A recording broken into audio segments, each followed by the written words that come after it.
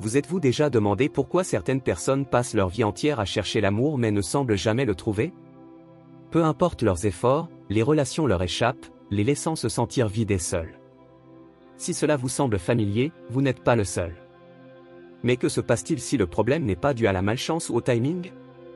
Et si le véritable obstacle est quelque chose de bien plus profond? Carl Jung a dit un jour, ce à quoi vous résistez non seulement persiste mais grandit. Et quand il s'agit d'amour, cela ne pourrait pas être plus vrai. La raison pour laquelle certaines personnes ne trouvent jamais l'amour n'est pas parce qu'elles sont indignes ou parce que le monde est injuste. C'est parce qu'au fond, ils ne croient pas vraiment qu'ils le méritent. Pensez Y, avez-vous déjà rencontré quelqu'un qui attire constamment des partenaires qui les ignorent, les trahissent ou les laissent sous-estimer? Ce n'est pas un accident. Les personnes que nous attirons reflètent ce que nous pensons de nous-mêmes. Si vous craignez secrètement le rejet, vous repousserez sans le savoir l'amour avant même qu'il ne se rapproche.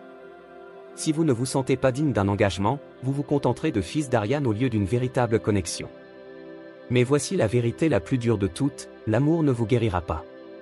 Aucune relation ne peut combler le vide intérieur si vous n'avez pas d'abord appris à vous débrouiller seul. Plus vous poursuivez désespérément l'amour, plus il vous échappera, car le véritable amour ne se trouve pas chez une autre personne. Cela commence à l'intérieur. La vraie question n'est donc pas, pourquoi personne ne m'aime?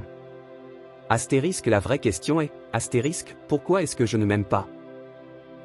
Jusqu'à ce que vous répondiez à cette question, le cycle continuera. Imaginez que vous tenez un aimant dans votre main, peu importe ce dont vous êtes fait, vous l'attirerez naturellement.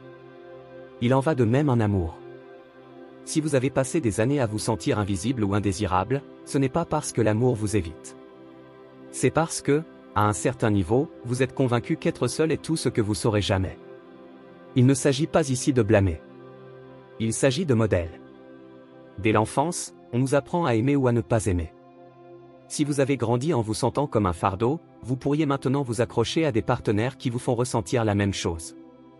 Si l'amour vous semblait conditionnel comme si vous deviez le mériter, vous répéterez cette lutte dans chaque relation. Votre esprit confond la familiarité avec le destin, vous ramenant à ce qui fait mal parce que vous vous sentez comme chez vous. Mais voici ce que personne ne vous dit, vous pouvez recabler cela, dès que vous arrêtez d'accepter moins que ce que vous méritez, l'ancien cycle se brise. Les gens qui semblaient autrefois attirés par vous, ils s'éloigneront, non pas parce que vous n'êtes pas aimable, mais parce que vous les avez dépassés. La première étape n'est pas de trouver l'amour.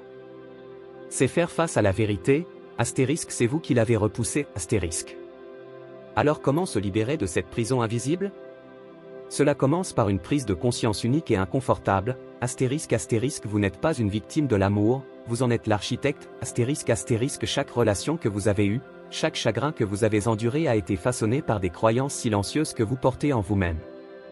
Considérez votre esprit comme un scénariste silencieux, distribuant des rôles aux personnes qui vous entourent. Si votre scénario dit, je ne suis pas digne, vous choisirez des partenaires qui joueront le rôle du critique.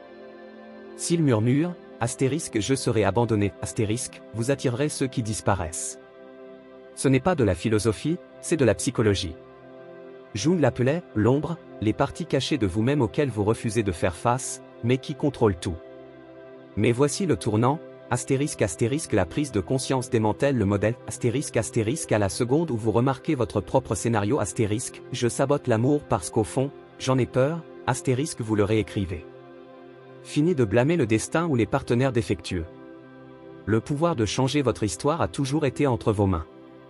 Maintenant, le vrai travail commence. Les relations les plus douloureuses ne sont pas des accidents, ce sont des missions. Chaque fois que vous avez été ignoré, pris pour acquis ou laissé en attente que quelqu'un vous choisisse, la vie ne vous punissait pas. Cela vous montrait où vous vous abandonnez encore. Il y a une raison pour laquelle nous poursuivons les gens qui nous font mendier des miettes. Ce n'est pas de l'amour, c'est une répétition. Nous recréons la fin émotionnelle de notre passé, en confondant le désir avec la passion et l'anxiété avec la connexion. Nous appelons cela « chimie » lorsque notre système nerveux reconnaît une blessure familière. Mais le véritable amour ne vous laisse pas affamer.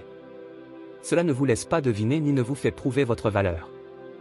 Dès que vous arrêtez de confondre drame et profondeur, une chose étrange se produit, les mauvaises personnes cessent d'apparaître.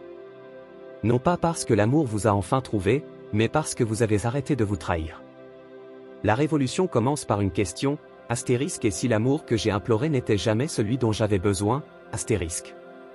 Le secret que personne ne vous dit à propos de l'amour est le suivant, astérisque astérisque, vous ne le trouvez pas, vous le devenez, astérisque astérisque.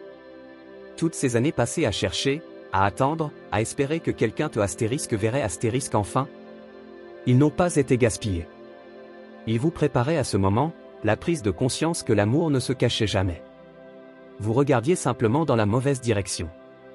Lorsque Jung parlait de plénitude, voici ce qu'il voulait dire, astérisque astérisque, arrêtez de chercher l'achèvement chez un autre et devenez vous-même la source, astérisque astérisque, les relations qui vous ont détruit une fois commenceront à paraître étrangères, non pas parce que vous avez changé vos normes, mais parce que vous avez changé votre énergie.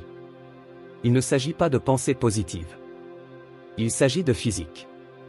Comme une radio syntonisant une nouvelle fréquence, votre vibration attire ce qui lui correspond. Guérissez vos blessures de dignité et l'indisponibilité devient inintéressante. Embrassez vos ombres et vous cesserez d'attirer les gens qui les utilisent contre vous. L'amour dont vous aviez envie était en vous depuis le début, non pas comme un sentiment, mais comme une vérité, astérisque astérisque, vous êtes déjà ce que vous cherchiez. Maintenant, le choix vous appartient. Continuez à courir après les reflets, ou devenez enfin la lumière.